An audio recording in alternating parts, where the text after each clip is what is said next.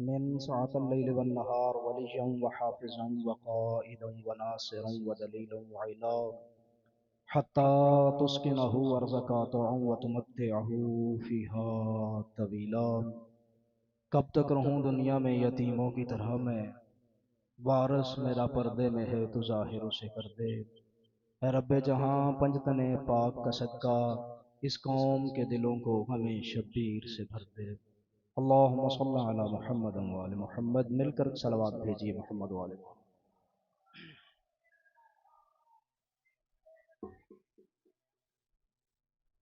اعوذ باللہ السمیع العلیم من الشیطان اللعین الرجیم. بسم اللہ الرحمن الرحیم. الحمد للہ الذی تجلی للقلوب بالعظمت واحتجب عن الابصار بالعزت واقتدر علی الاشیاء بالقدرت. فلا الابصار تثبت لرؤيته ولا اللوحام تبلغ كنها عظمته وتجبر بالعظمت والكبرياء وتعتفى بالعز والبر والجلال وتمجد بالفخر والبهاء وتحلل بالمجد والأقلال.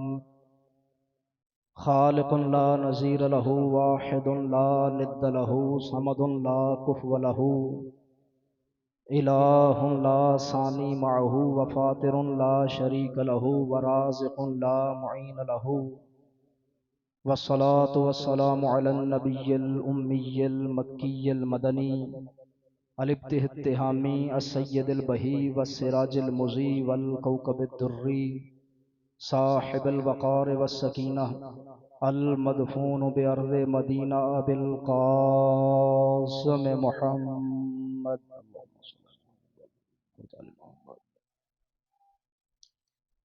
وعلى أهل بيته الطيبين الطاهرين المعصومين المظلومين واللعنة الدائمة على أعدائهم أجمعين.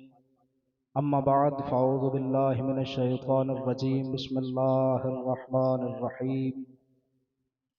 شرع لكم من الدين ما وصى به نوحا والذي أوحينا إليك وما وصينا به إبراهيم وموسى وعيسى أن أقيموا الدين ولا تتفرقوا فيه كبر على المشركين ما تدعوهم إليه الله يجتبي إليه من يشاء ويهدي إليه من ينيب. صلوات محمد وآل محمد.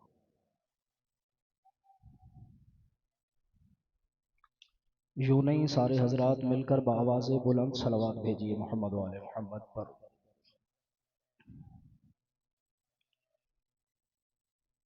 بانی مجلس کی سعی کی قبولیت کے لیے، پڑھنے والوں کی پڑھائی کی قبولیت کے لیے، میری اور آپ کی حاضری کی قبولیت کے لیے، اور بالخصوص امام زمانہ علیہ السلام کی جلد آمد کے لیے ایک صلوات بھیج دیجیے محمد و آل محمد.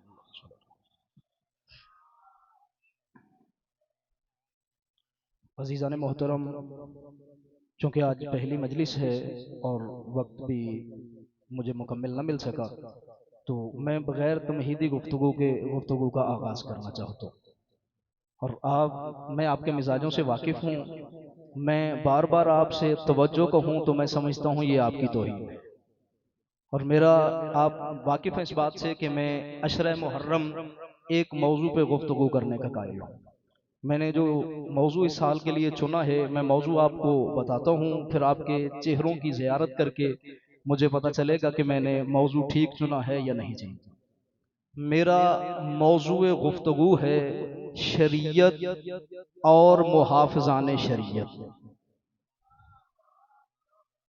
موضوع ہمارا 2 محرم کو بھی یہی رہے گا، 7 محرم کو بھی یہی رہے گا، 9 محرم تک ہمارا موضوع یہی رہے گا. جس قدر دامن وقت میں وسعت ہوئی اس قدر ہم گفتگو کرتے جائیں گے، اتنی ہی گفتگو ساتھ ساتھ چلتی رہے گی. اور آج چونکہ پہلی گفتگو ہے لہٰذا آپ کی توجہ مجھے زیادہ چاہیے، وقت بھی کم ہے اور مجھے ذرا جلدی بھی کرنی پڑے گی. میرا موضوع گفتگو ہے شریعت اور محافظان شریعت. ذرا بولیے میرے ساتھ، شریعت اور محافظان شریعت. اور یہ یاد رکھیے گا موضوع میرا کوئی بھی ہو، میرا مقصد صرف آل محمد کے فضائل پڑھنا ہے. موضوع کوئی بھی ہو، مقصد آل محمد کے فضائل پڑھنا ہے. اور فضائل مجھے کسی کتاب سے نہیں پڑھنے، قرآن سے پڑھنے ہیں. اور ان 9 دنوں میں میں نے قرآنی آیات سے کیا آپ کے سامنے پیش کرنا ہے وہ میں بتا دیتا ہوں ایک جملے میں، پھر پتہ چلے گا کہ آپ کس قدر میرے موضوع کو پسند فرماتے ہیں۔ 9 دن ہم قرآنی آیات کی روشنی میں دیکھیں گے کہ نبی کے بعد جو نبی کے دین کا وارث بنے گا کن صفات کا مالک ہونا چاہیے۔ نبی کے بعد جو نبی کا وارث ہوگا، جو نبی کے دین کا وارث ہوگا، جو نبی کے منبر کا وارث ہوگا، جو شریعت کا وارث ہوگا، جو شریعت کا محافظ ہوگا، اس میں کون کون سی صفت ہونی چاہیے، وہ کن صفات کا مالک ہونا چاہیے، اور کون سی ایسی خامیاں ہیں جو اگر بندے میں ہوں تو دین کا وارث نہیں بن سکتا، شریعت کا وارث نہیں بن سکتا۔ دیکھیے ہم شیعہ پاگل نہیں ہیں جو کالے کپڑے پہن کے اپنی بہن بیٹیوں کو ساتھ لے کے یوں گھروں سے نکل پڑے ہیں، ہمیں پتہ ہے کہ دین کیا ہے اور وارث دین کیا ہے۔ 9 دن اگر کوئی اہل سنت دوست موجود ہو تو وہ سن لے، ہرگز ہم آپ کی دل آزاری کرنے کے لیے اکٹھے نہیں ہوئے۔ صلوات بھیجیے کہ مل کر باواز بلند محمد والے محمد پر۔ متولی امام بارگاہ سے لے کے بانیان اشرا، مومنین، ذمہ داران، سیکورٹی والے، کسی کو بھی میری طرف سے پریشان ہونے کی ضرورت نہیں، اس لیے کہ میں یہ سوچ لے کہ سید گھر سے نکلا ہوں کہ خیمہ حسینی لگا ہوا ہے، بہت سارے لوگ حر بننا چاہتے ہیں، کہیں میری وجہ سے پیچھے نہ رہ جائیں، لہٰذا میں کسی کی دل آزاری نہیں کروں گا، کسی اہل سنت دوست کی دل آزاری کرنے ہرگز میں نہیں آیا، نہ میں کسی سے مناظرہ کرنے آیا ہوں۔ میرا آنے کا مقصد یہ ہے قرآن پڑھ کے بتاؤں کہ قرآن کیا ہے اور آل محمد کیا ہے، زمانے کو بتایا جائے کہ شریعت کیا ہے اور شریعت کے وارثان کون ہیں اور انہوں نے پھر کیسے دین کی حفاظت کی۔ میرا موضوع گفتگو 9 دن رہے گا شریعت اور محافظان شریعت، اور اس کے لیے جو موضوع کے لیے جو میں نے آیت چنی ہے یہ سورہ مبارکہ شورا کی سجی آیت نمبر 13 ہے، سورہ شورا آیت کا نمبر 13۔ جنہیں یاد رہ جائے، جنہیں نہ یاد رہے ان کے لیے ایک حوالہ اور دے دوں، یہ اسی سورت کی آیت ہے جس سورت میں آیت مودت ہے۔ اب تو یاد رہ جائے گا نا جی، نہیں تو پھر ایک جملہ اور کہہ دیتا ہوں تاکہ اچھی طرح یاد رہ جائے۔ مودت والی آیت جس سورت میں ہے وہ سورت ہے، مودت والی آیت کا نمبر 23 ہے، جو میں نے پڑھی اس کا نمبر 13 ہے۔ 10 آیتوں کا یعنی یہ میں نے فرق بتایا تاکہ کسی نہ کسی حوالے سے آیت کا نمبر، سورت کا نام ذہن میں رہ جائے، اور کچھ مہربانی کیجئے گا اگر ممکن ہو سکے، میرے یہ بزرگان، یہ نوجوان، کوشش کیجئے، لازم نہیں، کوشش کیجئے کہ کل صبح نماز فجر کے بعد یا پھر کم سے کم کل میرے مجلس پڑھنے تک ایک مرتبہ اس آیت کا ترجمہ خود پڑھ کے آئیں۔ لوگ دعوت دیتے ہیں کہ فلاں کتاب کو پڑھنا، فلاں بندے کو سننا، میں کہتا ہوں قرآن پڑھنا، میں کہتا ہوں آیت کا ترجمہ۔ دیکھیں پھر میں بہت ساری آیتوں کا نہیں کہہ رہا، ایک آیت کا کہہ رہا ہوں کہ 24 گھنٹوں میں یعنی ایک آیت کا ترجمہ خود اپنی آنکھوں سے پڑھ کے آنا، پھر مجھے مجلس پڑھنے کا لطف آئے گا، آپ کو مجلس سننے کا لطف آئے گا۔ ارشاد ہوا شرع لکم من الدین ما وصی بہ، فرمایا ہم نے دین میں تمہارے لیے شریعت کو مقرر کیا۔ آیت کے ترجمے پہ غور رکھیے گا کیونکہ جتنا وقت آج ہے اس میں فقط آیت کا ترجمہ ہو سکتا ہے، اچھا جی باقاعدہ گفتگو کا آغاز انشاءاللہ پھر کل کریں گے، آج آیت کا ترجمہ ذہنوں میں بٹھا لیجئے گا۔ شرع لکم من الدین ما وصی بہ، ہم نے دین میں تمہارے لیے شریعت کو مقرر کیا۔ ما وصی بہ نوحا، اور حبیب اسی کی وصیت ہم نے نوح کو کی۔ والذی اوحینا الیک، نوح کو وصیت کی، آپ کی طرف وحی کی۔ نہیں، یہ وصیت اور وحی ان دو لفظوں پہ توجہ رکھیے گا تاکہ مجھے پھر ان دو لفظوں پہ زیادہ محنت نہ کرنی پڑے۔ فرمایا ما وصینا بہ نوحا والذی اوحینا الیک، نوح کو وصیت کی، حبیب آپ کو وحی کی۔ وما وصینا بہ ابراہیم و موسیٰ و عیسیٰ، ہم نے ابراہیم کو بھی وصیت کی، موسیٰ کو بھی وصیت کی، عیسیٰ کو بھی وصیت کی۔ دیکھیے نوح کو وصیت، ابراہیم کو وصیت، موسیٰ کو وصیت، عیسیٰ کو وصیت، میرے نبی کو وصیت نہیں۔ دیکھیے وصیت اسے کی جاتی ہے جس سے کوئی خطرہ ہو، جس سے خطرہ نہ ہو پھر اسے وصیت نہیں کی جاتی۔ حبیب آپ کو وحی کی، نوح کو وصیت، ابراہیم کو وصیت، موسیٰ اور عیسیٰ کو وصیت۔ وصیت کیا ہے؟ یہ نہیں کہ دین میں شریعت تو ہمارے لیے ہے، وہ تو صاحبان شریعت ہیں۔ صلوات بھیجیے مل کر بآواز بلند محمد والے محمد۔ اگر یہ 5-7 میرے نوجوان دوست تکلیف کریں تو یہ بچوں کے درمیان میں آ جائیں، تاکہ یہ بچوں کا اٹھنا جو ہے ختم ہو جائے گا، پھر مجلس کا ماحول ڈسٹرب نہیں ہوگا۔ آ جائیں تھوڑا آگے۔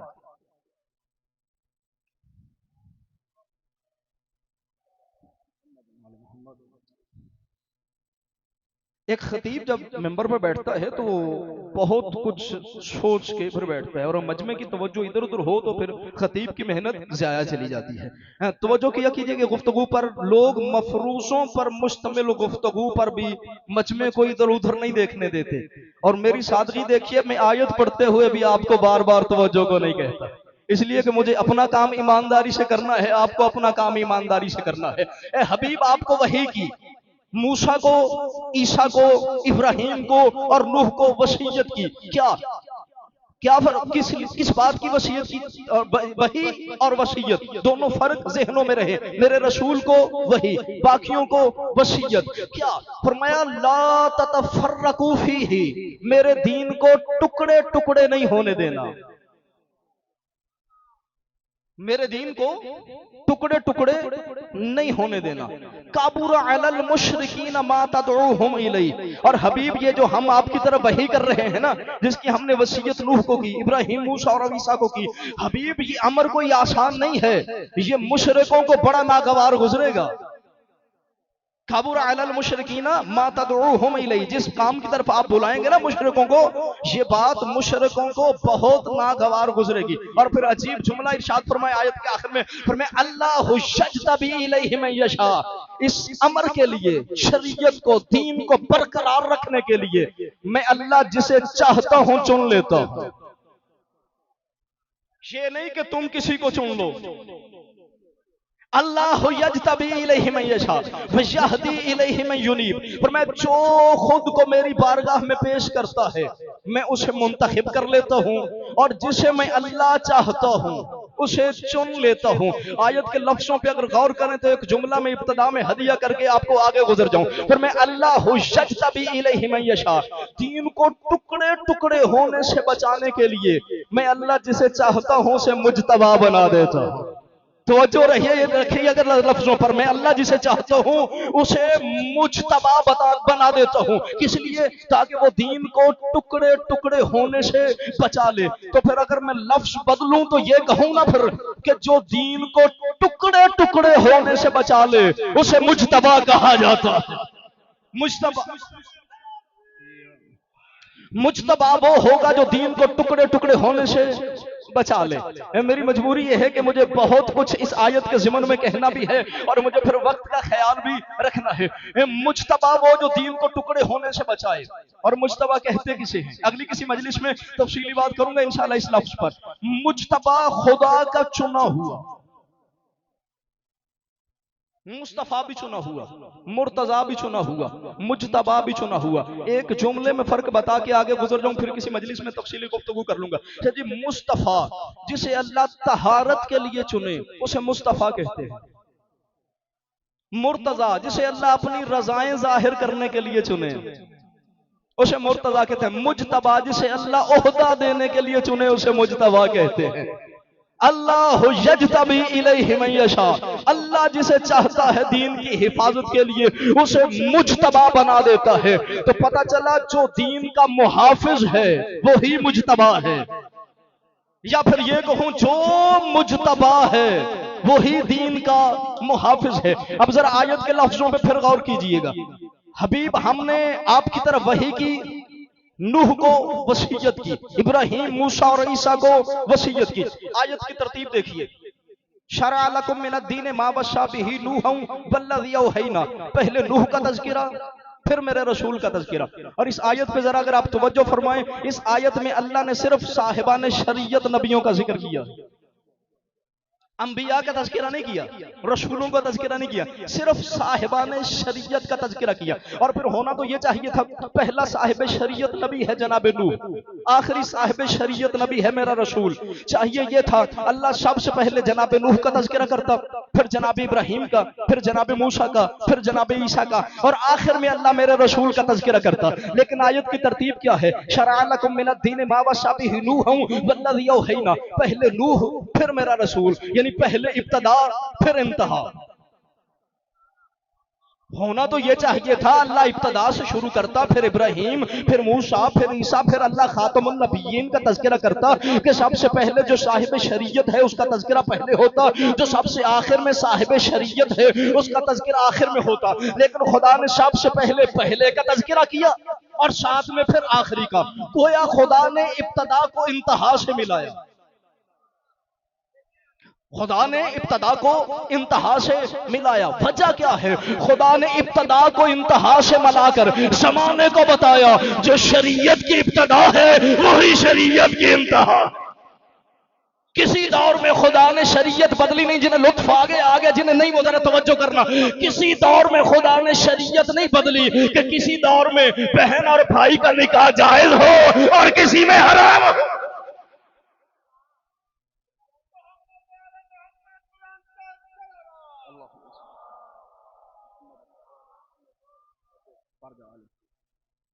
شریعت کی جو ابتدا ہے وہی شریعت کی انتہا ہے۔ شریعت کہاں سے لی؟ شریعت امام کے بولنے سے نہیں بنتی۔ ہو سکتا ہے کچھ لوگ اس بات میں مجھ پہ فتویٰ لگانے کی کوشش کریں، لیکن فتویٰ لگانا ہو تو علماء سے فتویٰ لینا ہے، خود مفتی بننے کی کوشش نہیں کریں۔ اگر علماء فتویٰ لگائیں تو میں قبول کروں گا۔ شریعت امام کے بولنے سے شجی نہیں بنتی، شریعت امام کے چلنے سے نہیں بنتی، شریعت نبی کے بولنے سے بنتی ہے۔ امام شریعت کا محافظ ہوتا ہے، شریعت امام بناتا نہیں، شریعت نبی کے قول اور فعل کا نام ہے۔ اللہ فرماتا ہے میں نے دین میں تمہارے لیے شریعت مقرر کی، شریعت ہے پیغمبر کے عمل کا نام۔ نہیں میں لفظ بدل لوں بلکہ تاکہ میں بات زیادہ اچھے طریقے سے سمجھا سکوں۔ دو چیزوں سے شریعت ملے گی، قرآن اور رسول، قرآن اور رسول، ان دونوں سے شریعت ملے گی۔ اب لازم ہے دونوں کا مزاج ایک ہو۔ یار توجہ فرمائیں گے تو پھر میں بات کو آگے بڑھاؤں گا نا۔ لازم ہے دونوں کا مزاج ایک ہو، اس لیے کہ اگر قرآن کا مزاج اور ہو، رسول کا مزاج اور ہو تو پھر شریعت نہیں بنے گی۔ یہ کہ قرآن کے حق ہونے کی جو سب سے بڑی دلیل خود خدا نے دی، فرمایا کہ اگر یہ قرآن خدا کے کسی غیر کی طرف سے ہوتا تو لَوَجَدُوا فِيهِ اخْتِلَافًا كَثِيرًا، پھر اس میں بہت زیادہ اختلاف ہوتا۔ خدا کی طرف سے قرآن کے ہونے کی دلیل یہی ہے کہ قرآن میں اختلاف نہیں ہے۔ اب شریعت ملے گی دو کے ذریعے سے، ایک قرآن ایک رسول۔ اگر دونوں کے مزاج میں فرق ہوا شریعت میں اختلاف آ جائے گا۔ اب لازم ہے جو قرآن کا مزاج ہو وہی رسول کا مزاج ہو، جو رسول کا مزاج ہو وہی قرآن کا مزاج ہو۔ نہیں میں بات سمجھا نہیں پایا، میں دو آیتیں شامل کرتا ہوں۔ سورۃ الشعراء، اللہ فرماتا ہے نازل بہ الروح الامین علی قلبک لتکون من المنذرین، حبیب ہم نے قرآن آپ کے قلب پر نازل کیا تاکہ آپ ڈرانے والے ہو جائیں۔ ہم نے قرآن کو آپ کے قلب پر نازل کیا تاکہ آپ لتکون من المنذرین، آپ ڈرانے والوں میں سے ہو جائیں، تاکہ آپ میری مخلوق کو ڈرائیں۔ یعنی قرآن قلب رسول پہ ہوتے ہیں۔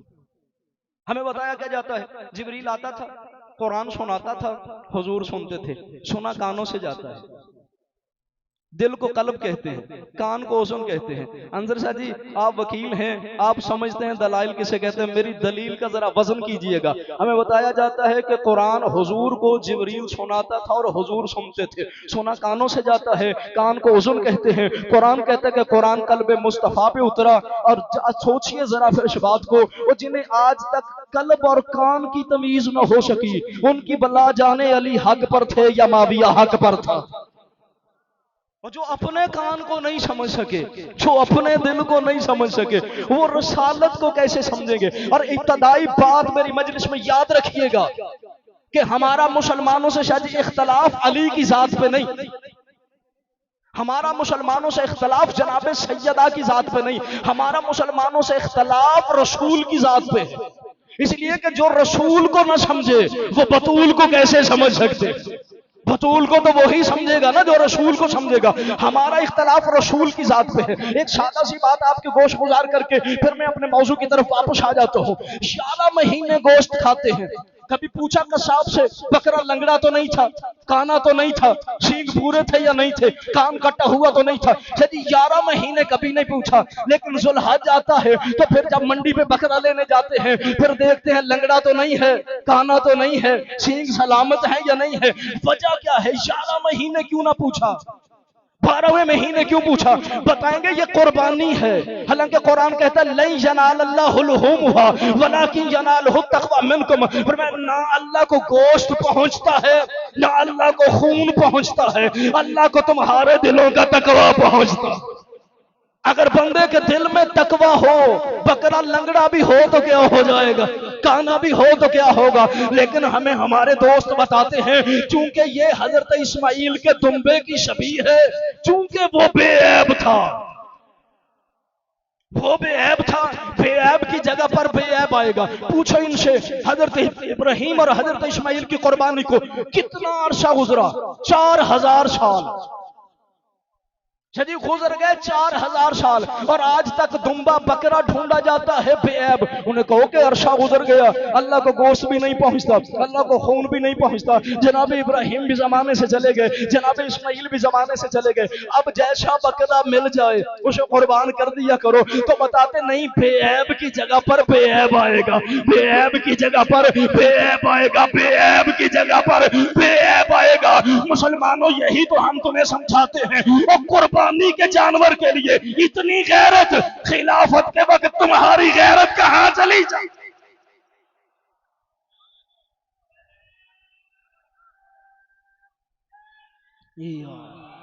خلافت رسالت کے وقت بھی یہی کلیہ سامنے رکھا کرو کہ بے عیب کی جگہ پر بے عیب آئے گا۔ چلاک مورخ نے یہ کیا، اس نے کہا رسالت کو نیچے گراؤ، رسالت کو نیچے گراؤ، رسالت کو نیچے گراؤ، اس لیے کہ وہ سمجھتا تھا کہ اگر رسالت بلندی پر ہوگی تو پھر رسول کے بعد جب کسی کو رسول کے ممبر پر بٹھایا جائے گا تو پھر میں کیا کہوں گا جب ممبر پہ بیٹھنے والوں میں عیب ہوگا۔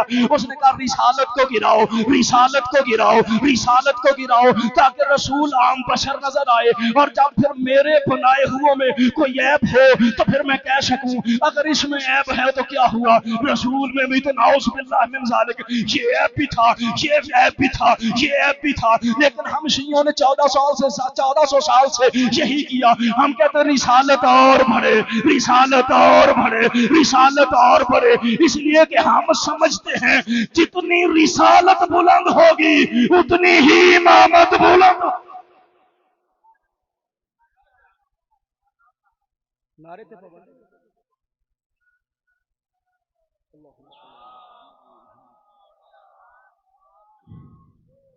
دیکھیں یوں بکھر کے یہ جو صلوات پڑھنا ہے نا، یہ صلوات کی توہین ہے۔ یا تو اللہم صلی اللہ علیہ وسلم، وعدہ کر کے کہہ رہا ہوں پورا عشرہ بالکل غلا نہیں کروں گا۔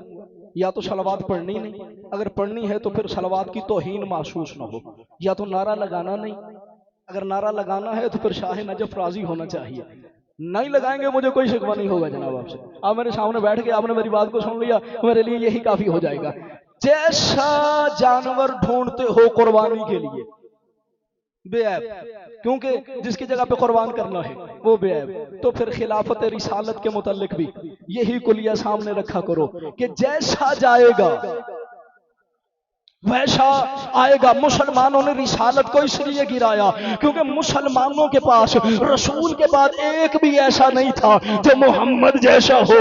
ہم نے رسالت کو اس لیے بلندی پہ رکھا، ہمارے پاس ایک نہیں 12 ایسے موجود تھے جن کا ظاہر بھی محمد جیسا تھا، جن کا باطن بھی محمد جیسا تھا۔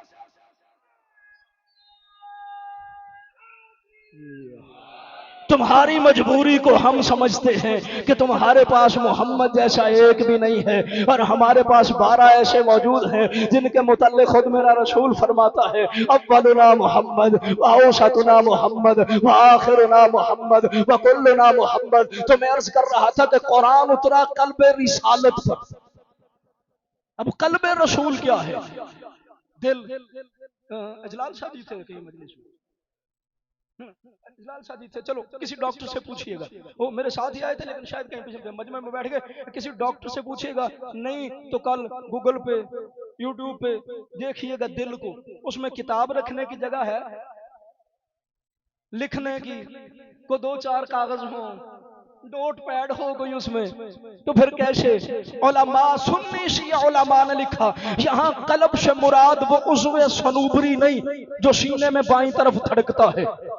کیا ہے پھر؟ وہ کہتے ہیں حضور وحی کا ادراک اسی طرح کرتے تھے جیسے اپنے وجود کا ادراک کرتے تھے۔ کاش میں اپنی بات سمجھا پاتا جناب۔ حضور وحی کا ادراک اسی طرح کرتے تھے جس طرح اپنے وجود کا ادراک کرتے تھے۔ مثال کے طور پہ لائٹیں بند ہو جائیں، مجھے پتہ نہیں چلے گا کون سا مومن کہاں بیٹھا ہے، لیکن لائٹیں بند ہو، بالکل اندھیرا ہو، پھر بھی مجھے پتہ ہوگا میرا ہاتھ کہاں پہ ہے، انگلیاں کہاں پہ ہیں، میرا پاؤں کہاں پہ ہے، مجھے اپنے جسم کے ایک ایک عضو کا پتہ ہوگا کہ کہاں پہ ہے۔ علماء لکھتے ہیں کہ یہاں قلب سے مراد وہ عضو صنوبری نہیں جو سینے میں بائیں طرف دھڑکتا ہے، بلکہ حضور ظاہری حواس سے وحی لیا کرتے تھے۔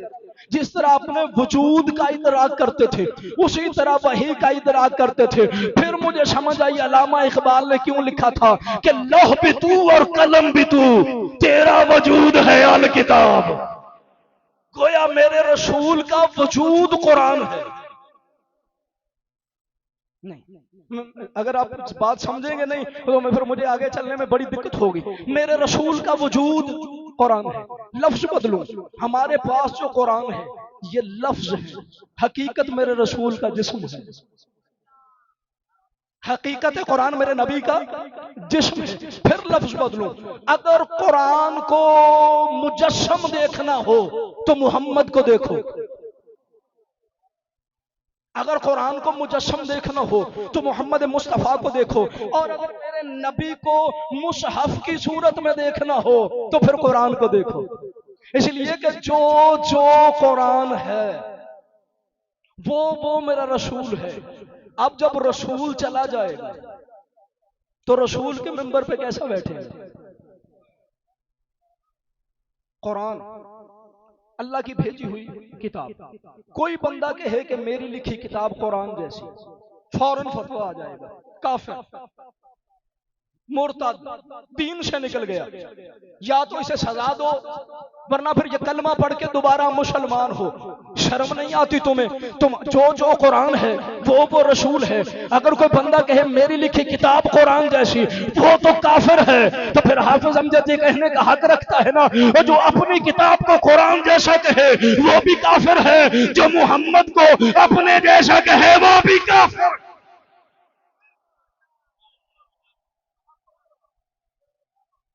عزیزان محترم، دامن وقت میں آج وہ وقت نہ رہی کہ میں کچھ عرض کروں۔ حقیقت یہ ہے کہ میں نے تقریر کو شروع ہی نہیں کیا، میں نے کوشش کی کہ آج میں خلاصے کے طور پہ 2-4 باتیں عرض کر دوں۔ انشاءاللہ کل سے پھر میں تقریر کو باقاعدہ شروع کروں گا۔ اپنے اہل سنت دوستوں کو لائیے کہ تمہیں جو بتایا گیا شیعت کے متعلق وہ حقیقت نہیں ہے۔ شیعت کا چہرہ دیکھنا ہے تو ہماری مجلسوں میں آؤ۔ کسی مذہب کے متعلق اگر تحقیق کرنی ہو تو یا اس مذہب کی کتابیں پڑھی جاتی ہیں یا اس مذہب کے علماء سے ملا جاتا ہے۔ جاؤ ہمارے علماء کو سنو، ہماری مجلسوں میں جاؤ، تاکہ تمہیں شیعت کا حقیقی چہرہ نظر آئے۔ جو چہرہ شیعت کا تمہارے ذہنوں میں ہے وہ حقیقی نہیں، وہ دشمن کا تراشا ہوا ہے۔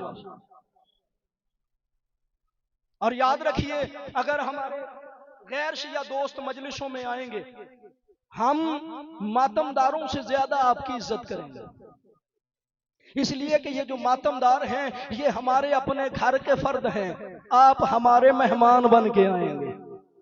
اور مہمان کی عزت شریعت مصطفیٰ میں واجب ہے. اگر مہمان ہمارا ہو ہم تو اس کی عزت کرتے ہیں. یعنی جو مجلس میں آئے گا نہ وہ آپ کا مہمان ہے نہ وہ میرا مہمان ہے، وہ تو سیدہ کے بیٹے کا مہمان بن گیا. آئیے شیعت کا چہرہ دیکھنا ہو تو ہماری مجلسوں میں آئیے.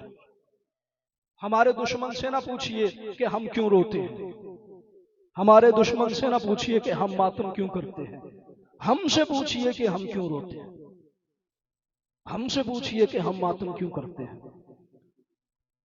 27 رجب قبر رسول، جہاں ہم نے فضائل پہ گفتگو کرنی ہے وہاں بہن اور بھائی کے دکھ بھی تو پڑھنے ہیں. 27 رجب قبر رسول.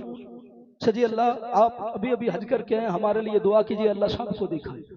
نانے کی قبر کے پاس بیٹھ کے نانے کی قبر کا وارث قرآن پڑھ رہا تھا. بلکہ یہ کہوں چیزیں دو تھی اور جو بیٹھا تھا وہ دونوں کا وارث تھا، قرآن کا بھی وارث تھا، قبر نبی کا بھی وارث تھا. ولید کا قاصد آیا، حسین تجھے دربار میں بلایا گیا ہے. فرمایا تو جا میں آ جاتا ہوں. چلا گیا، مولا نے سورت مکمل کی، قرآن مجید مناسب جگہ پہ رکھا، قبر رسول کی طرف دیکھ کے فرمایا نانا میں تیرے شہر میں ایک رات کا مہمان رہ، نانا تیری امت اب مجھے تیرے شہر میں رہنے نہیں دے گی. گھر سے نکلے روضہ رسول سے گھر کی طرف، دروازے پر دستک دی. بی بی نے پوچھا کون؟ مجائی میں تیرا حسین. یہ وہ رشتہ ہے جسے بندہ نہ اپنا غم چھپا سکتا ہے نہ اپنی خوشی چھپا سکتا.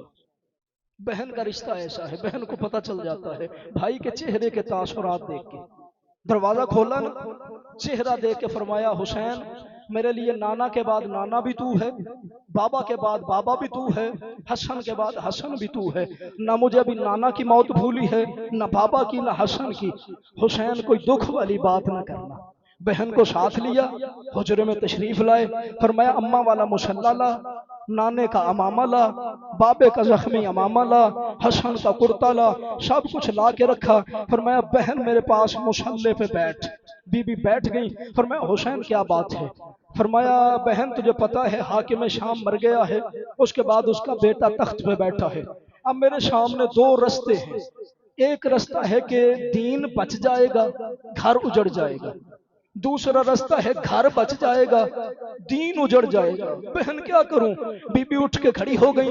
فرمایا نانا کے بعد نانا بھی تو ہے، بابا کے بعد بابا بھی تو ہے، حسن کے بعد حسن بھی تو ہے، پر حسین یاد رکھنا میں تیرا سر نیزے پہ دیکھ سکتی ہوں، نانا کے دین پہ زینب داغ نہیں دیکھ سکتی، نانا کے دین کو مٹتا ہوا تیری ماں جائی نہیں دیکھ سکتی. کیا کرنا ہے؟ بہن مجھے دربار بلایا گیا ہے. کیا ارادہ ہے؟ بہن میں دربار جانا چاہتا ہوں. اب شہن میں آ گئے ہیں، امام جانا چاہتے ہیں. بی بی نے دامن پکڑا ہوا. امام فرماتے ہیں بہن جانے کیوں نہیں دیتی؟ فرمایا اماں جائے دل نہیں کرتا تو دربار جائے. امام فرماتے ہیں میں امام ہوں، علم امامت سے جانتا ہوں، مدینہ میرا مقتل نہیں، ولید میرا قاتل نہیں. جو سید بیٹھے ہیں، جو پردے میں سید زادیاں بیٹھی ہیں، دل دکھے تو مجھے معاف کیجیے گا. جب امام نے فرمایا نا مدینہ میرا مقتل نہیں اور ولید میرا قاتل نہیں، بی بی نے فرمایا حسین تو نے بتا دیا میں نے مان لیا، پر یہ وہی مدینہ نہیں جہاں میری ماں زہرا کی پسلیاں توڑ دی گئی تھی، یہ وہی مدینہ نہیں جہاں حسن کے جنازے پہ تیر مارے گئے تھے. حسین یہ وہی مدینہ نہیں جہاں ہماری ماں زہرا کو تماچے مارے گئے. حسین جب سے میری ماں دربار سے زخمی ہو کے آئی ہے مجھے مسلمانوں پہ اعتماد نہیں رہا. بھائی جاتا ہے بہن جانے نہیں دیتی. حضرت لبابا نے دیکھا، حجرے میں گئی. حضرت عباس حضرت فضل سینے پہ ہیں، بیٹھ گئی بی بی زمین پہ، یوں خط کھینچنے شروع کیے. حضرت فضل نے بتایا بابا اماں زمین پہ بیٹھی رو رہی ہے. حضرت عباس تڑپ کے اٹھے. فرمایا فضل کی اماں کیوں روتی ہو؟ فرمایا عباس تجھے کیا، تجھے بیٹے کا پیار مل گیا، تجھے بستر مل گیا، اگر کوئی تکلیف ہے تو فاطمہ زہرا کو ہے جس کا بیٹا اور بیٹی دونوں رو رہے ہیں. حضرت عباس تڑپ کے اٹھے. کیا ہوا؟ فرمایا میں دیکھ کے آئی ہوں حسین کا دامن عالیہ نے پکڑا ہوا ہے. بھائی کہیں جانا چاہتا ہے بہن جانے نہیں دیتی. حضرت عباس نے نہ امامہ سر پہ رکھا نہ پاؤں میں نہ لین پہنی, تلوار اٹھائی, جو ہی بی بی زینب کی نظر پڑی نہ آتے حضرت عباس پہ, دامن چھوڑ کے فرمایا اب چلا جا میرا غازی آ گیا ہے, حسین اب چلا جا اب میرا عباس آ گیا ہے. عباس قریب آئے, ماں کیا ہوا؟ فرمایا ولید نے دربار میں بلایا ہے, میں جانا چاہتا ہوں, سیدہ جانے نہیں دیتی کہ اکیلے نہیں جانا. فرمایا عباس اب آ گیا ہے تو, اب میں حسین کو بھیجوں گی, پر عباس وعدہ کر جیسے حسین دے رہی ہوں دربار سے واپسی پر اسی طرح حسین واپس لوں گی. تڑپ کے رہ گئے حضرت عباس, ہاتھ باندھ کے فرمایا بی بی پابند نہ کرنا, کربلا سے بھی اسی طرح واپس نہ لے آؤ تو مجھے ام البنین کا بیٹا نہ کہنا. بی بی مجھے پابند نہ کرنا, کہیں یہ نہ ہو میں ہاتھ جوڑتا چلا جاؤں. بی بی کربلا سے بھی حسین واپس آ جائے گا.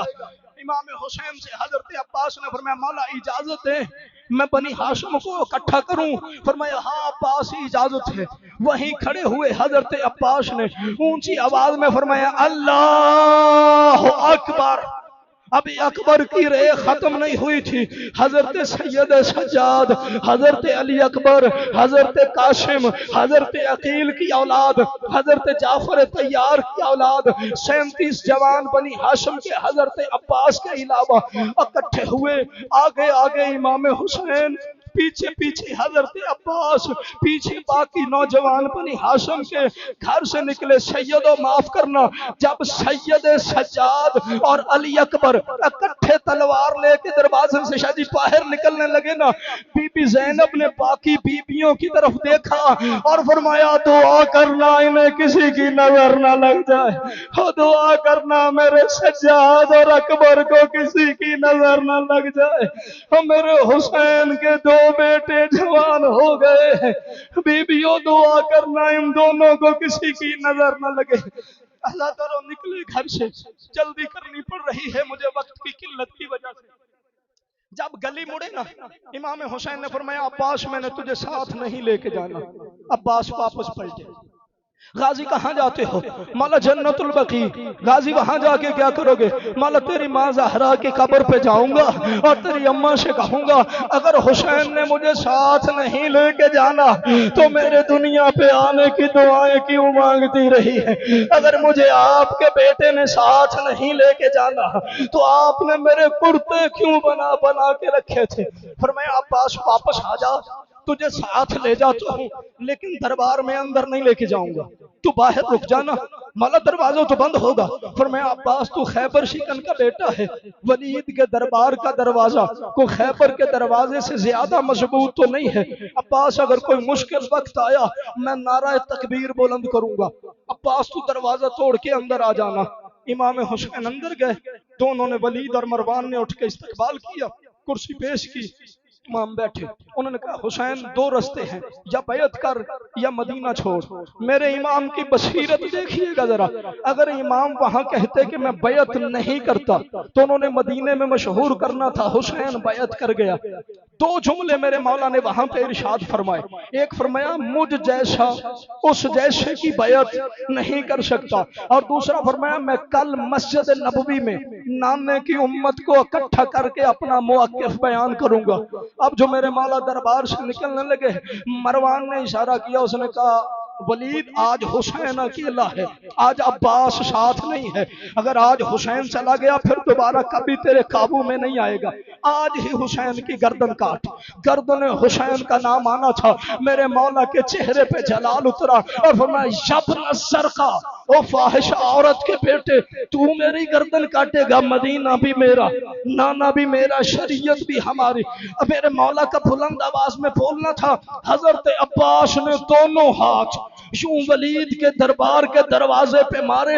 دروازہ ٹوٹ گیا, لیکن ماتمداروں جو بات رونے والی ہے, دروازہ توڑا حضرت عباس نے سب سے پہلے اندر غازی نہیں پہنچے، سب سے پہلے اندر 13 سال کا قاسم پہنچا، ہاتھ میں تلوار تھی، بے نیام کی ہوئی تھی، جلال میں کھڑا تھا قاسم اور فرما رہے تھے میرے چچا کے سر کا نام کس نے لیا ہے، اور میرے ہوتے ہوئے میرے چچا کے سر کا نام کس نے لیا ہے۔ میں نے کتب سے پڑھا ولید اور مروان دونوں جا کے تخت کے پیچھے چھپ گئے، حضرت عباس بڑے جلال میں کھڑے تھے، غازی کا جسم غصے کی وجہ سے کانپ رہا تھا۔ امام حسین نے فرمایا عباس میں نے لڑنا نہیں ہے، مدینہ میرے نانے کا حرم ہے، میں نے مدینے کو میدان جنگ نہیں بننے دینا۔ لیکن جب امام نے دیکھا نا غازی کا غصہ ٹھنڈا نہیں ہوتا، تو میں علی اکبر میرے قریب آ، حضرت علی اکبر قریب آئے، کان میں کوئی بات کی، علی اکبر دربار سے نکلنے لگے، حضرت عباس نے فرمایا اکبر وہ تیرا بابا ہے میں تیرا استاد ہوں، بتاؤ تیرے بابا نے کیا کہا ہے۔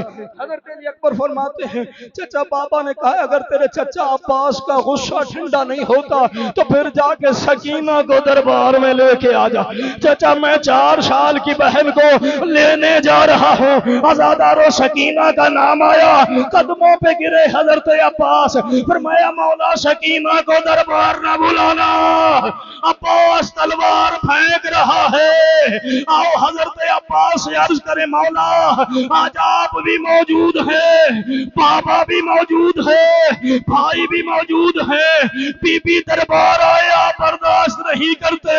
اس وقت کیا منظر ہوگا جب شرابی کا دربار تھا، گردن میں رسی تھی، روگ کہتی تھی سجاد میں تھک گئی ہوں، سجاد مجھ سے کھڑا نہیں ہوا جاتا، سجاد میرے گردن کی رسی بڑی تنگ ہے۔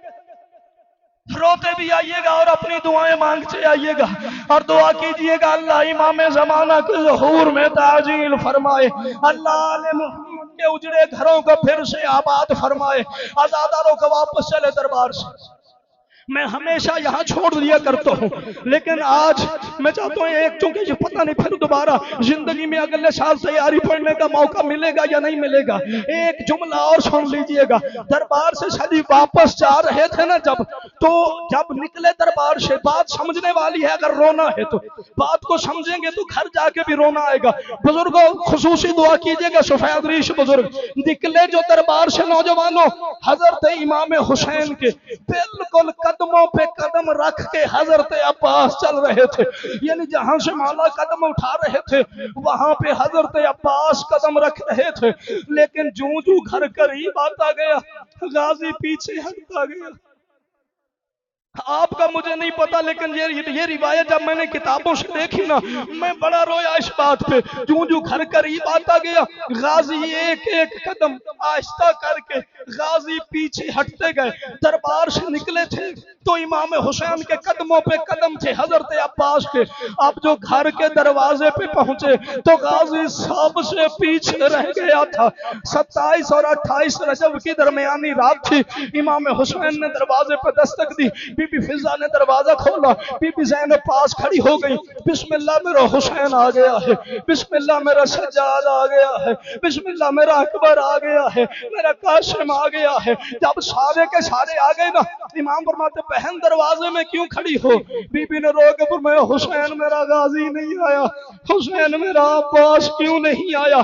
حضرت علی اکبر کو اور امام سجاد کو بھیجا گیا، دونوں بھائی جا کے چچا غازی کو گھر لے کے آئے، چونکہ رات کا وقت تھا 27-28 رجب کی درمیانی رات، چاند بھی نہیں تھا، بی نے دیکھا غازی کا چہرہ نظر نہ آیا، غازی سر جھکا کے کھڑے ہوئے تھے، فرمایا اماں فضا جنہوں نے ماتم کرنا ہے آخری جملہ توجہ رکھیے گا، اماں فضا ذرا چراغ لے کے آ، بی بی فضا گئی چراغ لے کے آئی، بی بی زینب نے ایک ہاتھ پہ چراغ رکھا، دوسرے ہاتھ سے حضرت عباس سر جھکا کے کھڑے، نہ دیکھنا ماتمداروں میری طرف، ایک ہاتھ پہ بی بی کے چراغ، دوسرا ہاتھ یوں عباس کی تھوڑی کے نیچے رکھا، عباس کا چہرہ بلند کر کے بی بی نے چراغ حضرت عباس کے چہرے کے برابر کیا، خدا جانے زینب عالیہ نے کیا دیکھا، بی بی کے ہاتھ سے چراغ گر گیا۔ خدا جانے بی بی زینب نے کیا دیکھا. بی بی زینب کے ہاتھ سے چراغ گر گیا. جہاں بیبیاں کھڑی ہوئی تھی نا اس طرف دیکھ کے فرمایا بہن کلثوم تیاری کرو مدینہ چھوڑنا ہے. اپنے برقعے سنبھال لو, اپنے زیور سنبھال لو, اور بھابی رباب اصغر کو اٹھا لو, مدینہ چھوڑ کے جانا ہے. بی بی ام کلثوم دوڑ کے قریب آئی. فرمایا زینب بہن کیا دیکھا؟ اور فرمایا میرا غازی رو رہا ہے اور میرے عباس کی آنکھوں میں آنسو ہے. خیر ہوتی تو میرا غازی روتا نہ ہوتا. اور نانا کو ودا کر لو, اماں کی قبر پہ سلام کر لو, کل مدینہ چھوڑنا